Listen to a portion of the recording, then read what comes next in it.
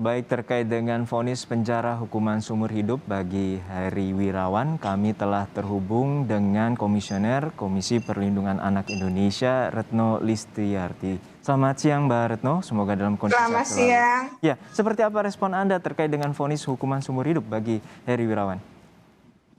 Ya, kami KPAI tentu menghormati ya keputusan hakim ya. Dan tadi kan juga masih ini belum ingkrah gitu ya. Yang kedua adalah tentu kalau bagi kami KPAI penegakan hukum ya harus dilakukan ya.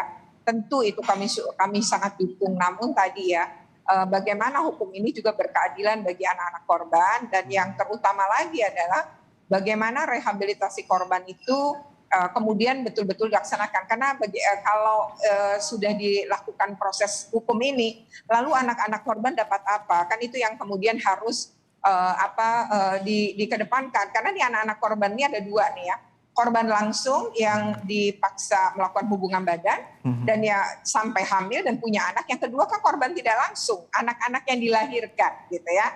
Nah ini yang menurut kami KPAI yang perlu mendapat perlindungan dan pemenuhan hak-hak oleh negara.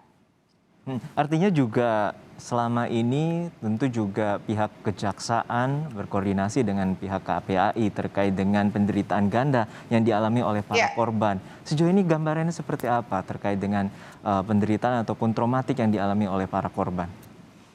Ya, pertama kan mereka sekarang melanjutkan hidup agak sulit ya. Karena ada beberapa anak yang kemudian sudah sekolah nih, sudah pindah sekolah, tapi kemudian kasus ini terangkat ke permukaan ya, menjadi sangat viral, dan diketahui dia adalah lulusan atau pindahan dari tempat pendidikan ini, itu kemudian dikeluarkan dari sekolah karena dia udah punya anak gitu. Jadi setelah sekolah tahu bahwa ini anak sudah melahirkan, lalu dikeluarkan. Nah, artinya ini kan bukan maunya ya, dan harusnya dia tetap punya hak untuk melanjutkan pendidikan. Tapi kemudian sekolah dengan ketidakpemahamannya atas hak anak dan kepentingan terbaik anak kemudian mengeluarkan, seolah-olah anak ini sudah tidak bisa lagi dan tidak dianggap anak lagi karena sudah punya anak. Padahal kan dia belum menikah dan memang ini atas dasar pemaksaan gitu ya, jadi kejahatan, jadi mereka korban. Nah, perspektif korban ini kadang tidak dipahami juga oleh Dinas Pendidikan ya, atau Kementerian Agama, atau juga para guru atau para pendidik. Nah, ini yang menurut kami adalah beban itu. Harusnya ketika dia bisa melanjutkan hidup ya, ini kan jaminan itu. Ini dia mungkin akan pulih lebih cepat loh secara trauma ya, trauma psikisnya. Yang kedua, trauma psikis atas kekerasan seksual ini saya rasa berbeda-beda tiap anak, tapi rata-rata berat ya kalau dari hasil koordinasi kan dengan pendamping.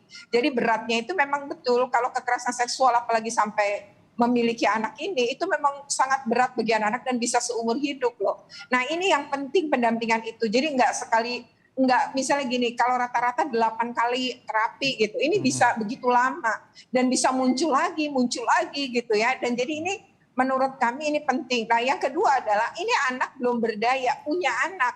Nah anak-anak ini gimana nanti nasibnya, sementara orang tua si anak atau si ibunya dari bayi-bayi ini itu juga bukan orang yang mampu secara ekonomi. Nah ini kan artinya ada anak-anak yang tidak berdosa ini, yang masih bayi ini, mereka hidupnya masih panjang. Lalu bagaimana nasib anak-anak ini nanti? Nah, disinilah negara, kan tadi ada restitusi ya. Betul. Dan kalau si pelaku atau si terdakwa ini tidak mampu, kan negara harus hadir ya. Tadi penyitaan pun kan harusnya ditujukan nantinya kelak untuk pembiayaan anak-anak korban ya. Nah ini yang menurut kami memang perlu dikedepankan, dan yang kedua harusnya menjadi bagian dari keputusan ya, keputusan pengadilan, sehingga ada jaminan bahwa anak-anak ini tuh akan bisa melanjutkan hidup, akan bisa melanjutkan masa depannya. Itu menjadi hal yang menurut KPAI harusnya dikedepankan, kepentingan terbaik bagi anak korban. Ya, artinya KPAI menilai bahwa rehabilitasi juga tentu harus dipikirkan selain perawatan, terutama traumatis healing atau trauma healing bagi para korban. Dan juga tadi Anda menyampaikan terkait dengan yayasan pesantren atau pembukuan ataupun pembubaran terkait dengan yayasan sehingga perampasan dari lelang terkait dengan harta ataupun aset dari yayasan ini bisa dibagikan atau diberikan kepada para korban, terutama bagi anak-anak, seperti itu. Betul, betul. Jadi kalau pertama bisa saja dijatuhkan ke negara kan.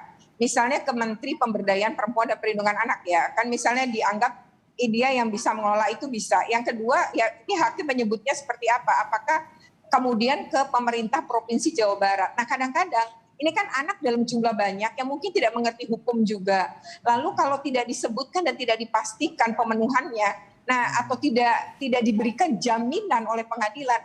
Nah ini orang tua dan anak-anak ini saya rasa bingung harus mengurus kemana gitu ya. Jadi memang menurut kami penting sebenarnya di dalam keputusan ini ya kalaupun tidak teknis banget itu diserahkan kepada siapa dan untuk kepentingan siapa gitu.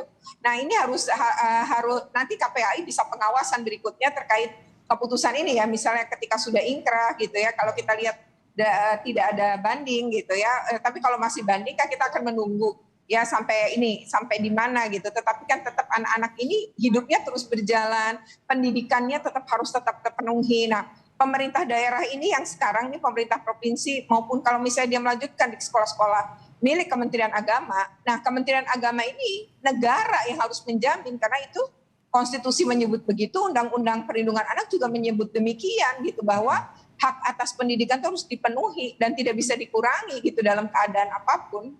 Baik, tadi Majelis Hakim atau Hakim Ketua menyebutkan bahwa perawatan bagi para korban akan diserahkan kepada Pemprov Jawa Barat. Namun kita akan berbincangkan lebih dalam sesaat lagi hanya di Breaking News Kompas TV.